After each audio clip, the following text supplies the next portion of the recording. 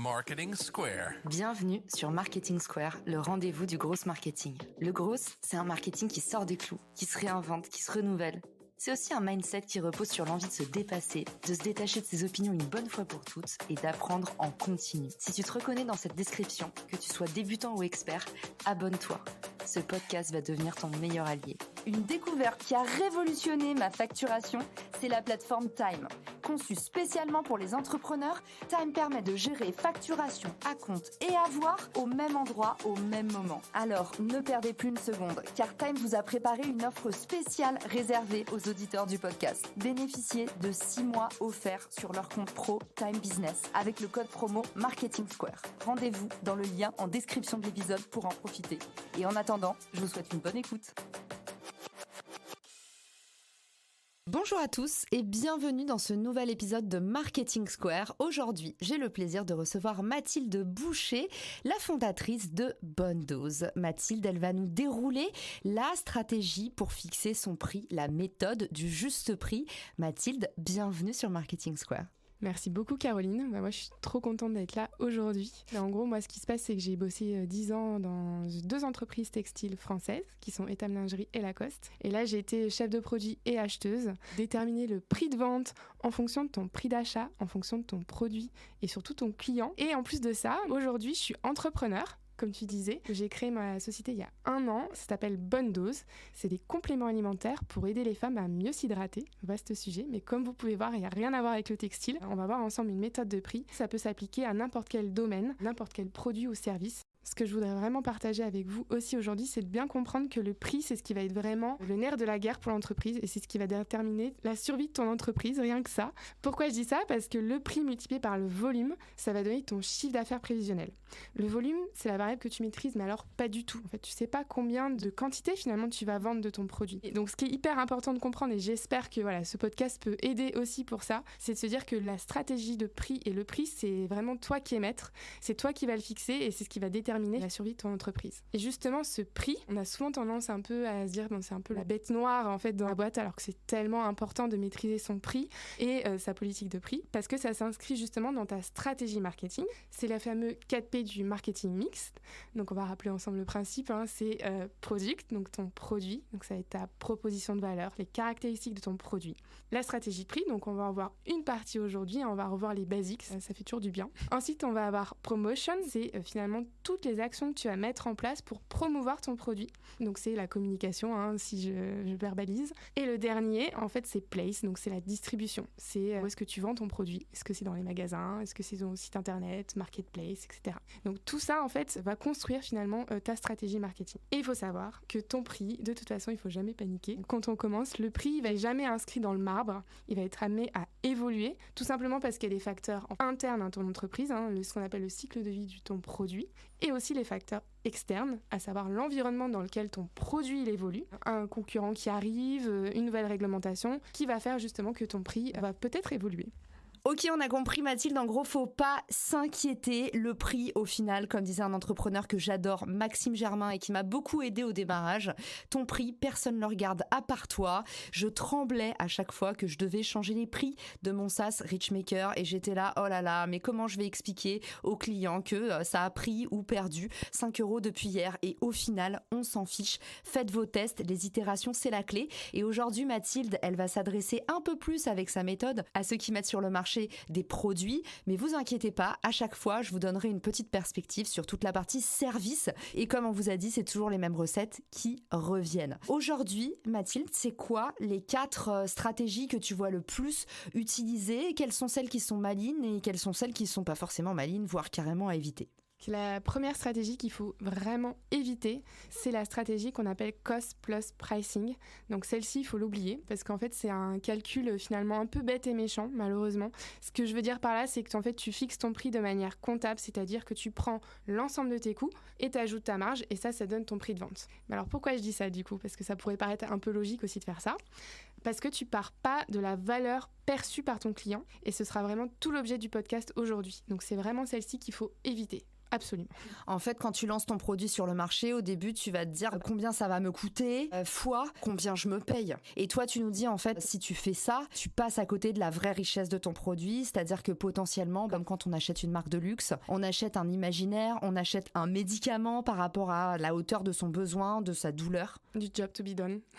J'adore, je vous renvoie vers l'épisode sur le job to be done. Donc ça, c'est la stratégie des coûts majorés à éviter, même si tu nous as dit c'est le réflexe un peu premier. Exactement. Après, on va voir qu'il y a d'autres stratégies, il y en a 3 exactement. Dans l'ordre, on va faire écrémage, après pénétration et enfin alignement. La première, c'est écrémage. Là où j'attire votre attention, c'est que pour chaque justement stratégie, elle ne concerne pas tout type de biens. Ça va être des biens, on va dire, à plus forte valeur ajoutée ou des biens de luxe, tu parlais justement de marques de luxe, ou à forte valeur ajoutée comme Apple. Cette stratégie, elle consiste en quoi ? Elle consiste à écrémer le marché. Ça veut dire quoi ? Ça veut dire qu'on fixe des prix plus hauts pour aller chercher d'autres consommateurs et prendre rapidement des parts de marché. Cette stratégie-là, il faut faire attention parce qu'il faut quand même justifier le prix. Le mot-clé qu'il faut retenir de cette stratégie, c'est très forte valeur ajoutée. L'avantage de cette stratégie-là, c'est que ça permet de capter un certain type de consommateurs, ce qu'on va appeler les early adopters, donc littéralement les premiers à vouloir adopter ton produit. Et l'inconvénient, c'est que justement, on capte pas finalement tout type de consommateurs. Ceux qui vont être beaucoup plus sensibles au prix ou qui vont avoir un pouvoir d'achat moins important, forcément,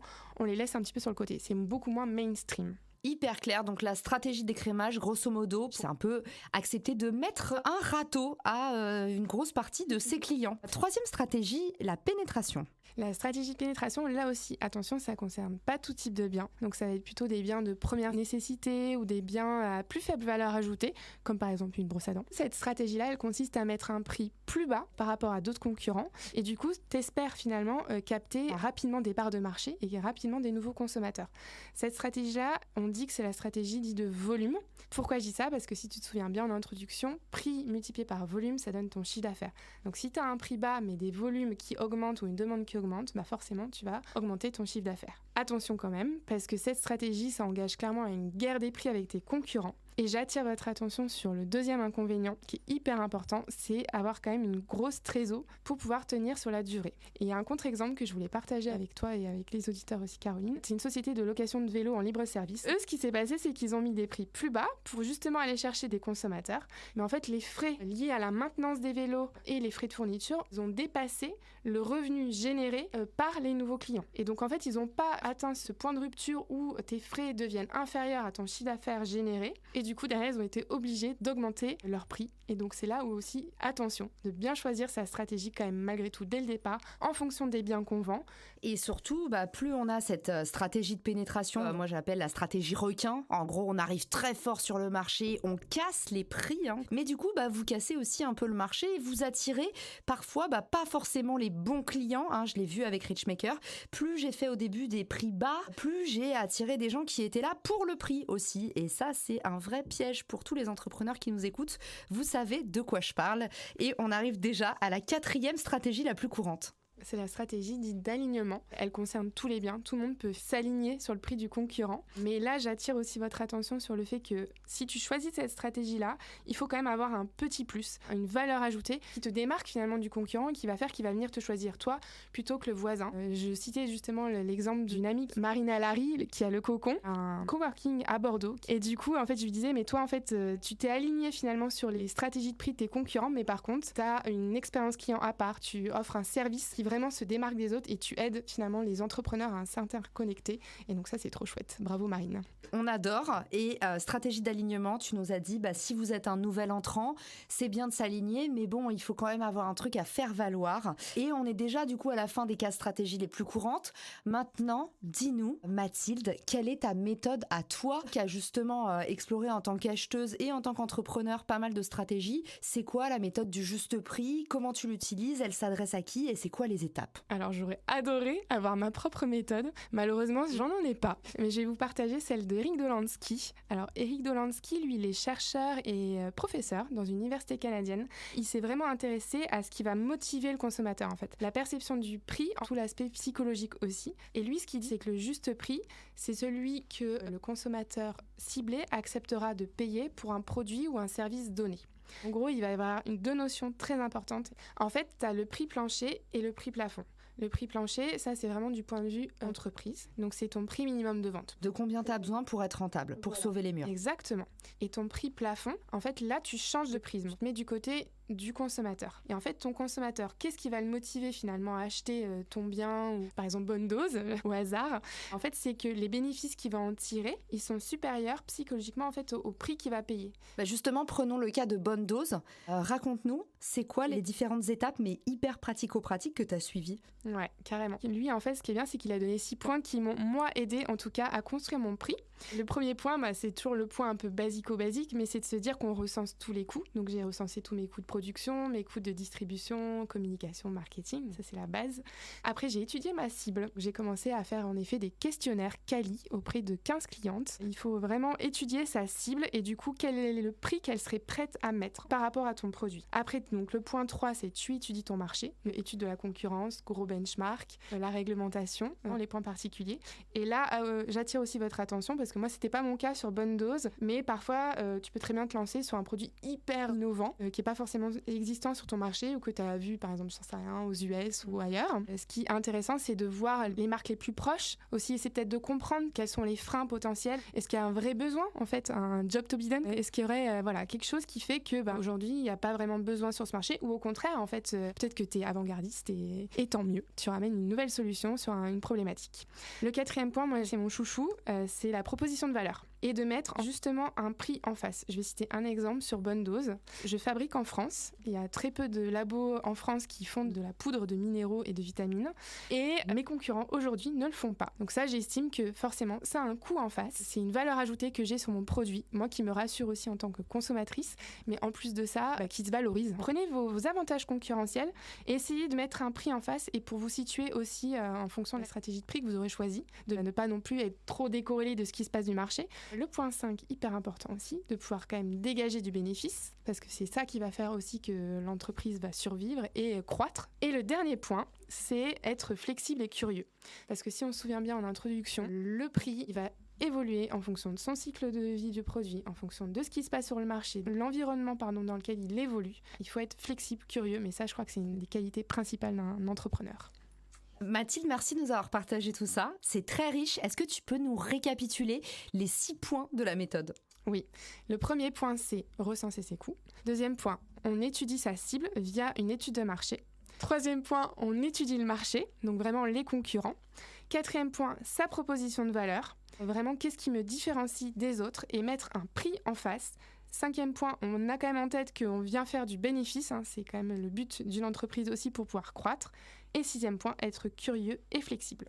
Génial, et je mettrai tout ça avec les ressources complémentaires dans la newsletter. Par exemple, comment est-ce qu'on demande un avis client, comment est-ce qu'on mène ces entretiens qualitatifs. Je vous mettrai les petites ressources pépites du genre Vidéo Ask, qui est le petit frère de Typeform et qui est un questionnaire vidéo qui vous permet d'engager différemment avec vos audiences. Et puis bien sûr, aller auditer sur les forums, aller écouter, lire ce qui se dit, même regarder, zioter les commentaires, pourquoi pas, sous les posts de vos concurrents sur les réseaux sociaux. Tout ce qui est audit de marché, ça passe par des petites ruses de renard, par des petites choses que vous pouvez mettre en place pour 0 € et quel que soit votre domaine d'activité. Est-ce que toi, par exemple, dans les produits, Mathilde, t'observes les mêmes règles ou est-ce qu'il y a encore d'autres règles d'or ? En fait, tout dépend aussi de ton produit. Par exemple, si on reprend l'exemple type d'Apple, typiquement, quand ils introduisent une nouveauté, un nouvel iPhone par exemple dans la gamme, forcément le prix des autres iPhones va diminuer. Donc je dirais que l'ancienneté peut être décroissant. Et la nouveauté, du coup, pour aller chercher encore une fois, c'est Happy Few ou c'est Early Adopters. Donc, en effet, ton prix peut évoluer et être variant et dégressif ou à l'inverse, augmenter. Bien sûr, il faut le justifier. On a hésité à introduire l'épisode comme ça avec Mathilde. C'est comme ça qu'on s'est rencontrées toutes les deux dans les commentaires d'un post LinkedIn de Mathilde que j'ai trouvé hyper brillant. Est-ce que tu peux nous raconter c'est quoi, du coup, cette stratégie de prix que tu avais documentée et en quoi elle se retrouve à l'insu de notre plein gré, en plein cœur de l'actualité en ce moment? On s'était vu en effet parce que j'avais fait un post sur le shrinkflation. Donc c'est d'un côté, donc shrink en anglais ça veut dire diminuer. Par exemple si on prend un paquet de chips, tu diminues les quantités du paquet de chips mais ton prix reste le même. Donc c'est en fait shrink et inflation, donc le diminutif de inflation. Aujourd'hui, c'est en plein cœur de l'actualité, comme tu viens de le dire. C'est un peu une technique ancestrale, on va dire, de justement maintenir son prix, mais de baisser un peu les quantités. Et en fait, on a tous acheté soit un nouveau produit en se disant « Ah ouais, c'est une grosse boîte » et en fait, il y a un énorme faux fond. Ou alors, vous êtes un fidèle consommateur et vous découvrez que finalement, il n'y a plus le même nombre de Ferrero Rocher dans une boîte. Il en manque un et on vous la fait pas à vous. Ou alors, pour les fans du calendrier de l'Avent Kinder, vous vous rendez compte que d'année en année, il y a de moins en moins de Kinder Surprise.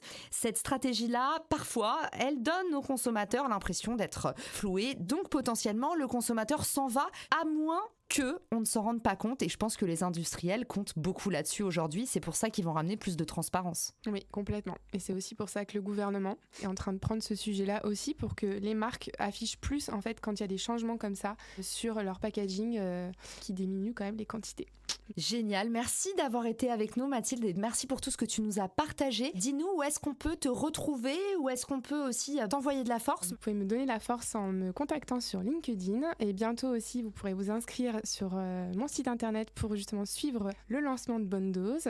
Et sinon pour les Happy Few, je vais donner quand même des cours de stratégie marketing à l'EFAP, qui est une école de communication donc sur Bordeaux. Et pour ceux qui n'ont pas cette chance, vous pouvez quand même me contacter sur LinkedIn, ce sera avec grande joie que je vous répondrai sur l'entrepreneuriat en général, sur les stratégies marketing. Venez frapper à ma porte, on va échanger. Génial, merci Mathilde et merci à tous pour votre écoute. Vous savez ce qu'il vous reste à faire, envoyez-nous un maximum d'amour, ça n'a pas de prix. Ciao! Si cet épisode te plaît, tu peux le partager en me taguant ou lui laisser 5 étoiles sur Apple Podcasts. Marketing Square.